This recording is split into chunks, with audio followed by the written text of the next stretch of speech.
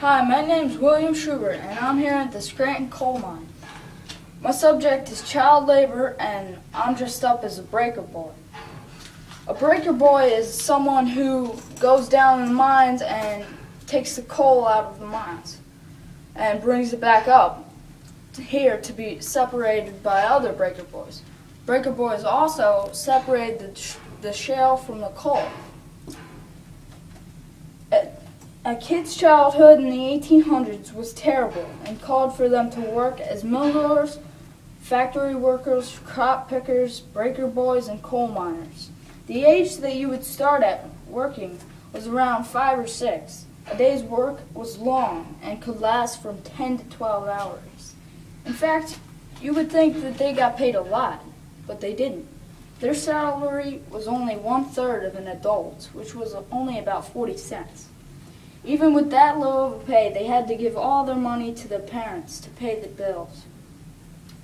And when kids didn't get enough sleep, they would get whipped if they fell asleep on the job.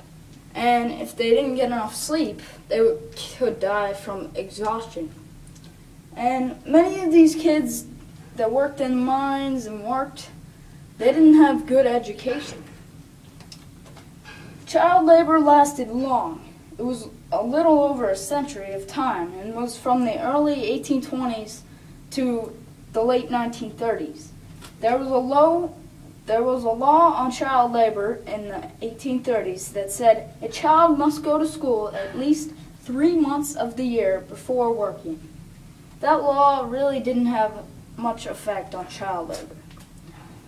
But in the late 1850s, child labor declined to only about 1% of the labor workforce.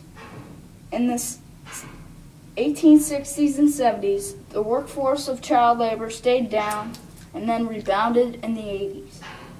I think that many children didn't work in the 50s, 60s, or 70s because of the beginning of the Civil War and afterward and all of that.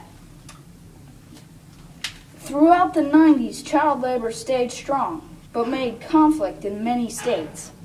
By the 20th century, 24 states had age limit laws for child labor. 4 years later, there was a National Child Labor Committee that wanted to stop child labor, but didn't have much effect. 6 years later, there was 41 states on board with the age limit restrictions on teenage kids.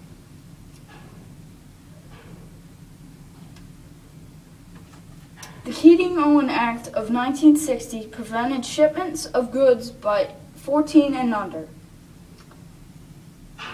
And 2 years later, that was struck down in the Hammer versus Dagenhart ruling.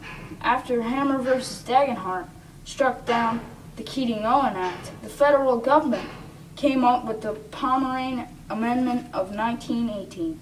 The Pomeranian Amendment of 1918 said that companies that used child labor were to be taxed. This was proven to be unconstitutional in the Bailey versus Drexel case in 1922.